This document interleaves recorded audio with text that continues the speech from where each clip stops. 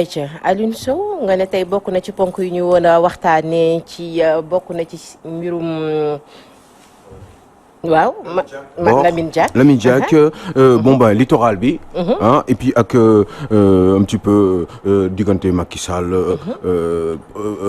Comment dire Mamadou Makhtar Cissé. Et puis ak xale bi nga xam ne mooy lëmbee en ce moment dëkk bi.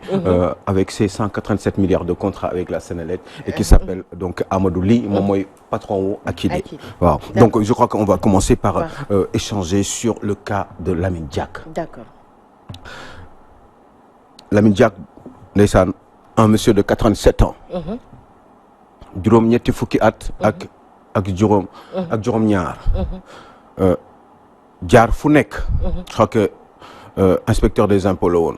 il me semble. doon kilifa ci réew mi jékki-jékki nekk kilifa ci àdduna bi. di jiite IAAF.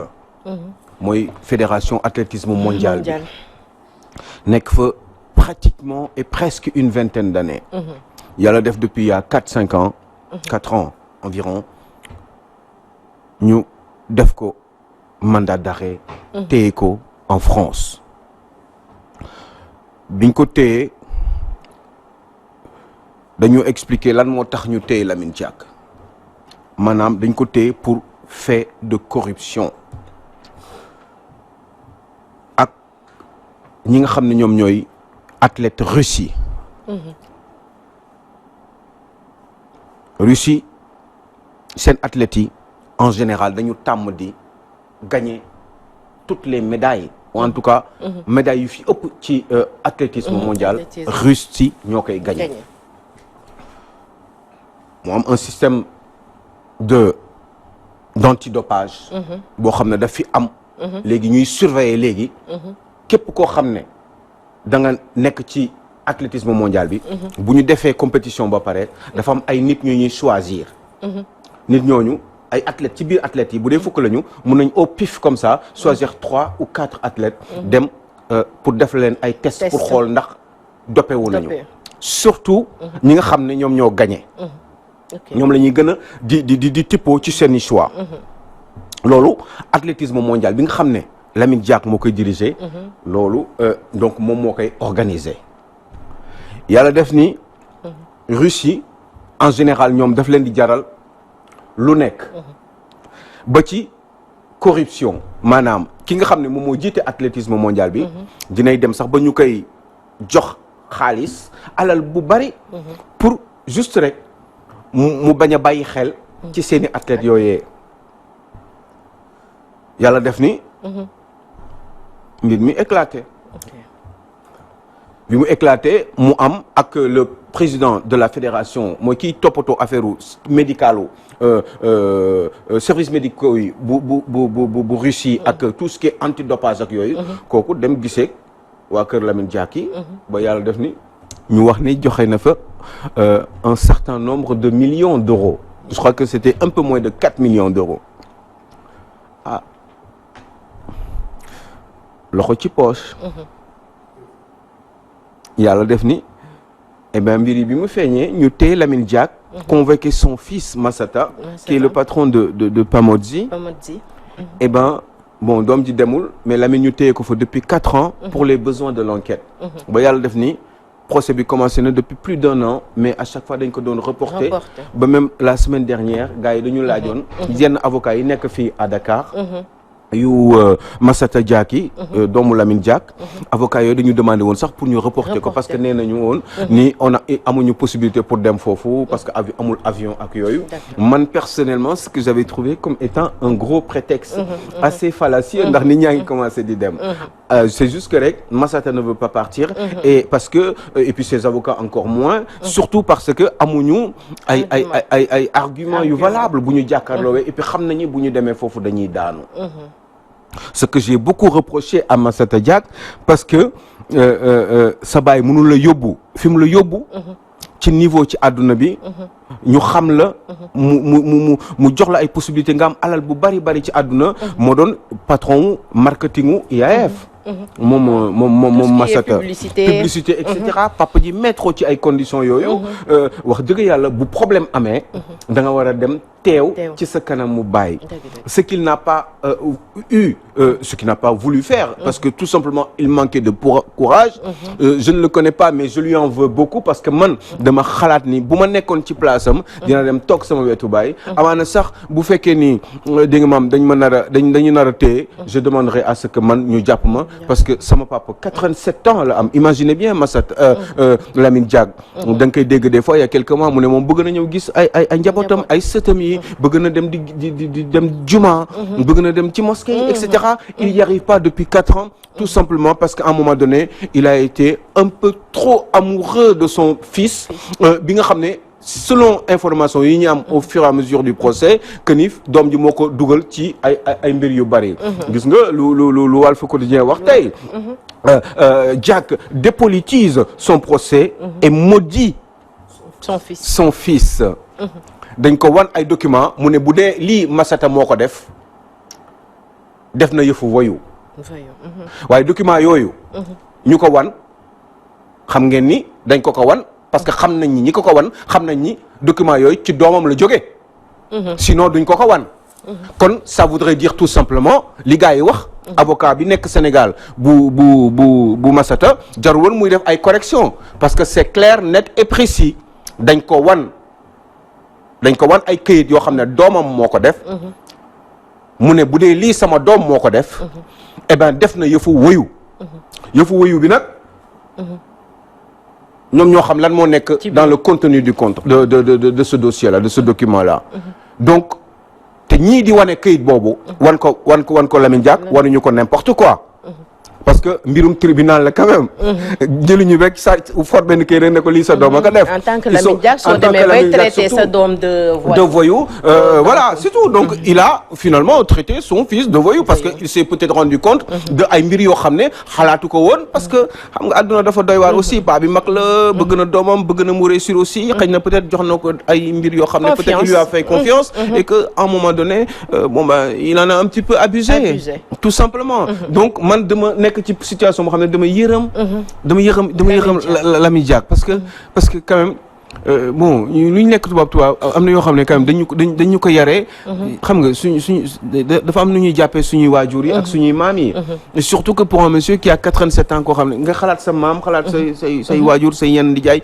yi à peu près nekk dans le même niveau d'âge da nga naan bon xëy na peut-être ndeysaan peut-être foofu du place am waaye yàlla dafa def ni tubaab bi ñoom yooyu xamuñu ko ñoom ki a fauté rek la ñuy xool ki def faute nag il se trouve que principalement et moralement c'est Lamine Diack parce que il a eu peut-être quelques négligences par rapport à certains comportements qu'il aurait pu avoir avec doomam bi ce qui n'a pas vraiment xam nga doy na waar daal man daf ma gêner trop et ça me pose beaucoup de problèmes parce que autant que je constate que ni erreur am na de la part de Lamine Diack autant je suis amer parce que je me dis que ni doomam yëpp xëy na peut-être doomam moo ko ci dugal et que doom ji waru woon toog fii aussi na dem assumer ses responsabilités en étant aux côtés de son papa et mun toog fii rek jàpp njàmburam ne lu gën a dëkk bi xëy na bàyyam peut-être moo gën a mérité toog fi mu toog bon ben je sais pas je le vois comme ça parce que dama gëm ni bu doon man du ma defee noonu bon peut-être que aussi dama manqué ay éléments yoo xam ne non foofu ci manqué élément boobu xam naa ni comme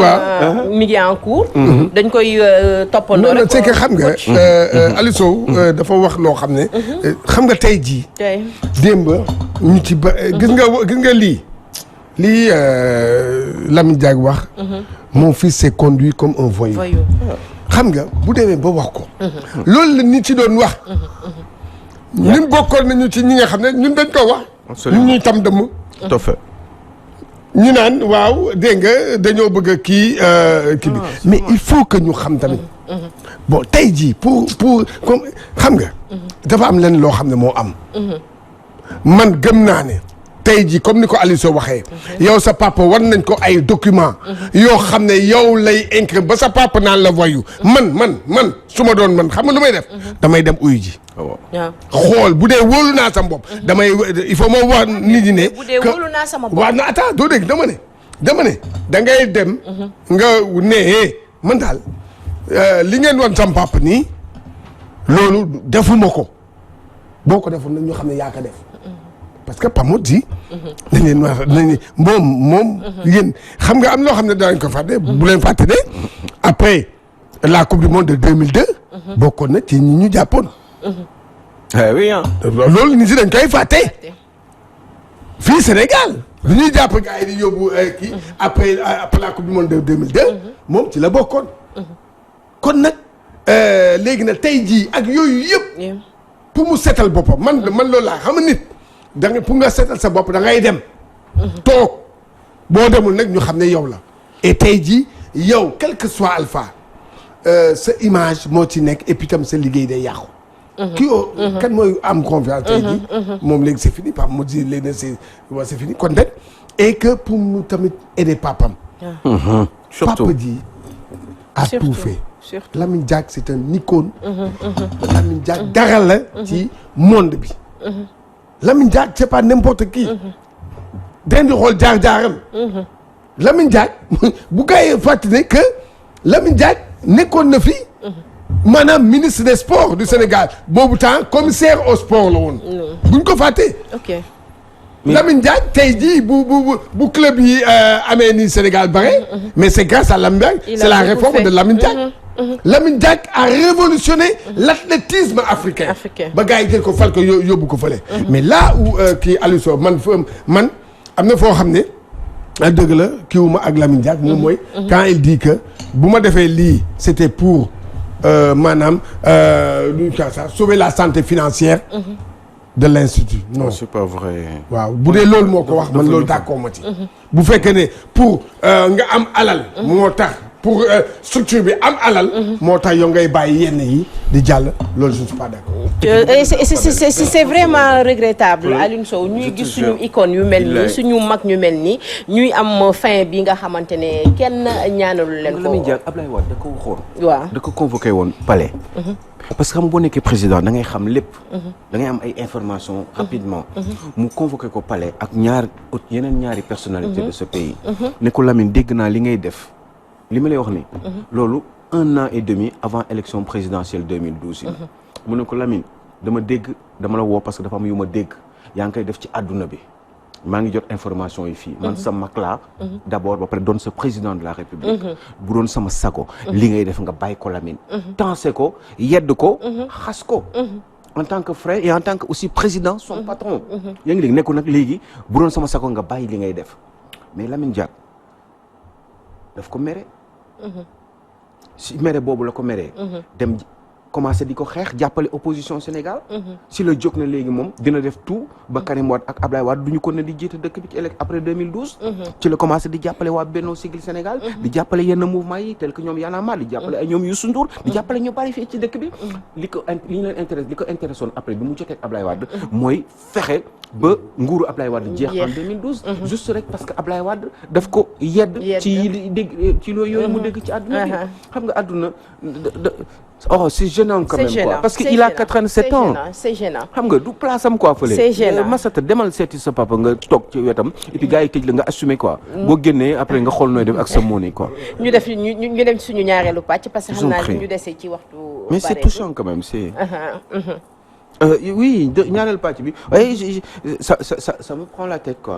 parce que c'est un monsieur qui a 87 ans voilà et ça me perturbe parce que mag la quoi du xale. xam nga ñu nar tëj fii di ko humilier nii ci àdduna bi ñeneen ñi def nañ la même chose ah ñeneen ñi ñoom Platini ñoom Sepp Blatter ak yooyu mais ñun loolu intéressé wuñ taxu ñuy wax xam nañu suñu diggante tubaab yi en fait dañu dul may dara c'est ça aussi. Aliou Sow am na loo xam ne tamit dans ce dossier là man dëgg man vraiment man état du Sénégal bett na ma ci. parce que toll ni Lamine Diack sénégalais la. gis nga américain. israélien wala français. nitam quel que soit lu mu munti def. gars yi dañ koy taxaw. mais bii waaye américain dafa am solo ci àdduna israélien dafa am solo ci àdduna français dafa am solo ci àdduna italien aussi. waaw mais lii yëpp ay jàngat lañu lañ ci war a am. sénégalais amul solo ci àdduna. dëgg la wax gi moo bari rek. lépp ay jàngat lañ ci war a am rek en tant qu'Africain état du Sénégal. waroon na moom mi tamit vraiment. quel que soit même lu munti nekk mais protéger son fils. mais surtout que Lamine Diack genn wàllu xaalis bi yëpp ñoom la ko jox. doo dégg li ma la wax. ñoom seen campagne électorale xam nga mooy li ma lay expliquer dama ne la. mais quel que soit lu munti am. Aliou Sow quel que soit Alpha. c'est un Sénégalais. dëgg la. billaay wallaay. et l'état du Sénégal daf ko waroon taxaw. mais benn boor est-ce que yéen gis ngeen benn yoon. kenn wax ci. ñu def sax un document par exemple man j'aurais bien voulu que TFM ak RFM. et je le dis pas par hasard. xam naa tax nga wax. voilà c'est ça def ay documents sur Lamine Diack. yow xam naa li tax nga wax loolu. man xam naa dégg nga ba tax na. non ni ma wax dëgg la. c'est vrai. am na ñoo xam ne fii tey jii. waroon nañu jàppale Lamine Diack. non mais sentiruñu leen. man c'est ce qui me fait l'état du Sénégal en premier. wallaay. ak ñeneen ñi nga xam ne nii nangam. tey jii on les sent pas pourquoi. nit nag boo nekkee ak moom bu muy neex.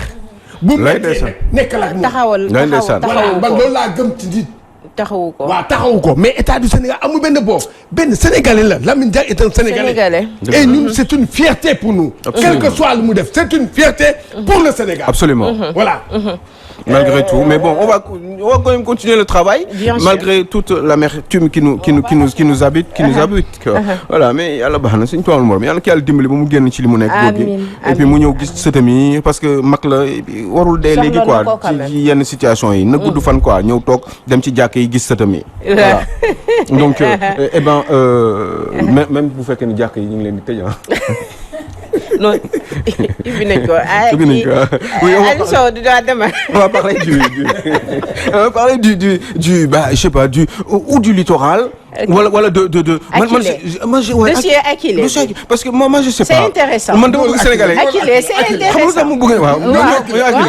xam nga parce que bon enquête Mamadou Wane bravo Mamadou Wane parce que quand même au moins. am nañu xale boo xam ne ñi ngi koy dégg mi ngi lëmbi dëkk bi. mais ñi ngi naan mais maa ngi semaine prochaine Pape ma Demba bi tey laa leen di wax dégg nga. bii nii dama leen di wax Akile. mais semaine prochaine dinaa leen wax kan mooy Pape ma Demba bi tey. bi tey incha allah waaw dinaa wut un prétexte. peut-être bind ko ci journaux pour ñu mën am occasion wax ko fii. yaa ngi dégg donc kii nii Amadou lii la tudd. il paraît que xaw ma ko woon Akile moom mooy intelligence ci pulaar bon peu là mais xaw a gàlle. waaw donc Akile il paraît que moom mooy intelligence donc société bi Akile la tudd Akile Amadou Limi dafa doon koo xam ne bi Pape Dieng nekkee directeur général Sénélec la ñëwoon ci ak ànd ak benn cabinet de consultance pour ñu évaluer liggéeyu Sénélec genre audit yooyu xool lan mooy difficulté yi et puis éventuellement essayer de trouver des solutions proposer Sénélec ay solutions ci biir loolu bi ñu demee ba Pape Dieng démissionné Sénélec créer sa propre entreprise mooy xaw ma lan Sutelec quelque chose ak yooyu daal xam nga am na benn société bu mu créé woon waa ji continuer fa yàlla def Pape Dieng jóge fa Mamadou Makhtar Cissé ñëw remplacer Pape Dieng à la Sénélec bi Mamadou Makhtar Cissé ñëwee moom tamit mu gën a bëgg affaire yi dox régler social bi cadre yi mu yokkal leen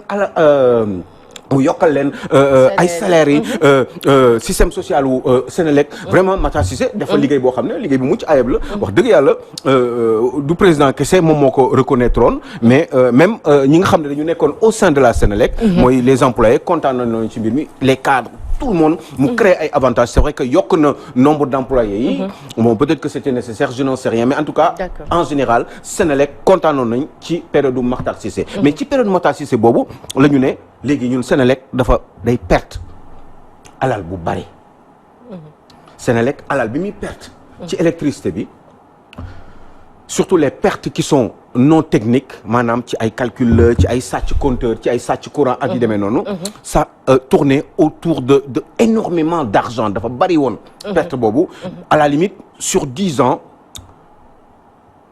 Akile daf leen proposer ne leen ni pendant 10 ans di ngeen gagner plus de 500 milliards boo leen defee li mu leen wax ni li mu leen wax nag principalement du dara lu dul proposer leen ay compteurs intelligents mooy ay compteurs yu bees yoo xam ne kenn du mën a sàccati électricité parce que xam nga Fabel dafa am loo xam ne xamuñu ko Sénégal du suñu ndaw ñi sax ñoo indi problème yooyu mais société yu mag yi nga xam ne ay 50-100 millions la ñuy fay électricité chaque 2 mois en général ils avaient la capacité ou elles avaient ces sociétés là les possibilités di sàcc courant wala bu ñu waree fay 100 millions ñu lijjanti ak waa Sénélec yenn cadres yi fay ay 10 millions au lieu de 100 millions ce qui fait que perte d'argent la doon pour Sénélec entre autres léegi ñu am ay compteurs intelligents yoo xam ne Akilee ak seen DG Amadou Ly daf leen ko proposé. bi mu leen ko proposé compteur boobu kenn dootul mënati sàcc courant. te lépp loo xam ne yow sa compteur bi mi ngi sa biir kër ñoom waa Sénélec dañuy xam loolu. en fait dafa mel ni xaw ma nan laa ko mën a waxee en réalité de compteur boobu. buñ ko tegee sa kër lépp nooy utiliser sa courant économie yi nga war a def. waa Sénélec dinañ am le contrôle. donc ce qui fait que ñoom dinañu mën a organiser seen distribution courant bi bañ di sànni courant boo xam ne ñoom dañ koy perte. yooyu nag biñ ko defee seen calcul yi ba déggoo ci kàddu. ils ont pensé que ni au moins si 10 ans yi di ñoom dinañu def ay bénéfices de plus de 500 milliards. waaye nag kuy xalam di si jaayu. ndax finalement ñoom ñi créé loolu inventé ko dem wut ay solution réfléchir ba déggoo ci ak Sénélec dans un cadre contractuel ñooñu il faut ñu gagner xaalis parce que c'est une société. duñu service social. non je suis désolée Alioune Sow. foofu man Akilee ni ma déggee histoire bi. courtier laa leen gën a jàppee que société.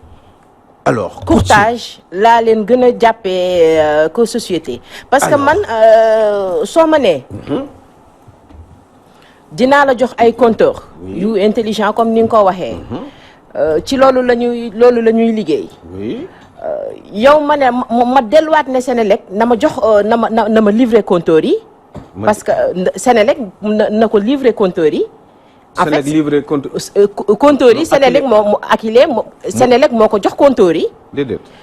andil jëlal ko port andil ko. non en fait courtage. la gën a nuróol que société. Akilee livré na nii bi ñu signé seen contrat ba tey depuis le 11 février 2019. liggéey boo xam ne le 2 ans avant. lañ ko doon liggéey. ba conseil d'administration bi décidé. ni ne ñoom ànd nañu ak contrat bi Akilee signé ak Sénélec. sachant que Sénélec. mais Fabel il faut nga jàpp lenn tamit ci kii. mooy ci yow. il faut mu comprendre waaw parce que il faut lenn xam. Akilee. moom moo dem uti compteur bi andi ko. d'accord mais xam nga non mais attends. Akilee li mu dem andi ko. kay xam nga coach mi ngi woon ci biir ko. Alisa da la wax loo xam ne lu am solo la. lu am solo moom mooy. d'accord. perte bi ñu doon am ci sàcc courant bi. da doon rey Sénélec. déglu bu baax rek. xam nga wax lépp xam nga buy rey Sénélec. yoo doon koy yëg. nañu waxante dëgg. parce que charge yi day yokk. voilà courant bi day gën a cher. waaw courant day cher. ba pare ay coupure ay nangam di am. lépp di am loolu yëpp. mu am koo xam ne ñëw na. mu ne dama lay indil ay compteurs intelligents. yoo xam ne Sénélec dina permettre Sénélec du sàcc. man a gars yi du ñu sàcc. mais nag dëgg nag kooku nag. société la boo xam ne. mais dañuy liggéey waa day ñëw liggéey compteur bu intelligent boobu mooy compteur oyofal bi ñuy utiliser wala yeneen. yeneen compteur yeneen la. d'accord loolu la moo tax ma ne gars yi il faut Sénégalais comprendre. voilà loolu la compteur yooyu compteur intelligent mooy. compteur boo xam ne yow. mën nga toog sax nii léegi nii. waaw ñu organiser waaw. nga xool moom wax la ñaata lampe moo tàkk sa biir kër. nga woote fay leen lampe bi. wàññi leen bii. yooyu yëpp loolu la. te Sénégal day xool xam ne que kii mënul sàcc. kenn mënul sàcc. ok léegi bu boobaa nag day parce que Sénégal. li mu doon perte li mu la c'est tellement simple. mais xam nga man dama bëgg. d'accord mais ñoom léegi lan moo tax ñu bëgg rompre contrat boobu. non est-ce que léegi comprendre nga compteurs yi. ban njëriñ la am. d'accord te pour nga xam ni rek. actuellement nii Akilee jox na 2000 compteurs. Sénélec. Akilee moom moo ko livré Sénélec. livré na Sénélec 2000 compteurs. te normalement nii on est au mois de juin. en principe. fin mai début juin. Akilee waroon na indiwaat 57000 compteurs. en principe ci 10 années yi di ñëw fukki at yi di ñëw. Akilee dina joxe Sénélec 1,2 million compteurs maanaam dinañ fexe ba plus de 1,2 million. dañ fexe ba Sénégal yëpp am compteur intelligent. loolu ci contrat bi la bokk. waaye ci biir loolu Akilee va gagner quand même de l'argent. koo defal plus de 500 milliards presque 600 milliards. de bénéfices sur les 10 prochaines années. te yow ci 10 prochaines années yooyu 187 milliards nga ciy gagner. calculer ko ci 10 ans at bu ne 187 nga diviser ko par 10. à peu près 15 milliards ngay am par mois par an. pour une société boo xam ne mi ngi liggéey ak ay compteurs di liggéey ak bitim réew yor ay nit yor ay employés. wala liggéeyal réewam. waaw loolu ba pare attends jeexul. mais Akilee kese moomu ko kii kay Amadou li kese moomu ko. Sénélec moom 34%. mi am ba pare am minorité de blocage. te contrat bi ñu koy signé. mais conseil d'administration bi ñi nekkoon ci biir ñoom ñëpp kenn Mactar Cissé ne leen kenn bu ci d'accordul kenn bu ci d'accordul ak kii bi ak contrat bi on l'arrête tout de suite bu ñëpp d'accord ba mu manqué kenn dañuy arrêter contrat bi ñëpp signé contrat ba léegi ñëpp a signé ñëpp a signé ko mais surtout ki ëpp importance mooy xam ne mooy kan mooy ki nga xam ne mooy nekk directeur général bi nii kooku ci biir conseil d'administration bi la bokkoon mi ngi tudd Pape Demba bi tey moom mooy Pape Mademba bi tey moom mooy directeur général bi actuellement moom mi ngi woon ci conseil d'administration en tant que administrateur waaw léegi kooku nekk ci biir conseil d'administration signé woon mbir bi amul kenn ko xam ne d'accord ji syndicat yi ñu ngi woon ci biir waaw wax dëgg yàlla franchement léegi sax moo yokkal la beneen mbir bu gën a leer xam nga il faut sénégalais comprendre bu fekkee ne dafa am beneen élément boo xam ne man dama ko wax te nekku ci wala am loo xam ne dafa nekk en porte-à-faux ak man ak intérêt sénégalais yi ñëw leen fii ñu wax ko parce que man damay gëstu aussi il faut que ngeen xam benn affaire moom mooy conseil d'administration bi dafa am Cheikh Tidiane Gomis ñoo xam ne ñi ngi woon ci biir ñoo signé mbir mi waaye léegi ñoo signé mbir mi période bi ñu koy signé ban période la woon deful juróom benni weer mais li gën a garaaw xam nga mooy lan mooy Pape Demba bi tey moom Pape Mademba bi tey actuel directeur bi ñu ko namee directeur général ba mu dem yaa ñetti weer nii ci benn télé de la place ITV mais xam nga lan la wax nee na mais tout va super bien mu ne contrat bi baax mu ne contrat bi baax na ba pare Sénélec ci état bu baax la nekk ni ko kii Mactar Cissé joxe nee na c'est extraordinaire dafa war a dérouler rek xanaa day yokk waaye du wàññi waaw kooku ñetti weer après moo ñëw wax leneen kooku est-ce que dañ ko wax loo politique da ko wax loo dama lay wax mbir mooy dëkk bi dafa am complot politique moo ko lal gis nga Macky Sall xam Macky Sall lan la proposé gars yi léegi ba ci def xam nga Macky Sall lan la leen proposé Macky Sall am na lu mu leen proposé nee na léegi Akilee Sénélec mu jël 80% des parts de Akilee ok est-ce que xam nga pour lan la finalement en fait compteur bi c'est que xale bi nag dafa jóge doon xale bu pauvre am na déglu ma rek non xam naa ni mbiru xale bi non amul dara xam nga dafa nekk pauvre amul dara jékki-jékki ñafe laay fam nekk ingénieur nekk docteur yaa ngi dégg jékki yow suba teel am xam-xam liggéey France ñëw liggéeyal Sénégal am ay milliards ay na ñett du ci dal du ci non problème mu Akilee bi gëm naa ne Alioune Sow dañ ciy ñëwaat ndax Charles mi ngi ñuy wax ni ñu waxtu bi jeex na tàkk voilà mi ngi ñuy wax ne jeex na xam naa dinañ ci ñëwaat suivre ko lu intéressant la Charles foog ñu comprendre parce que man aussi li ma ci comprendre lu bari na comme sénégalais yu bari baax na ci ñu noo leer na Charles ñu jëli suñu rubrique sport te ñëw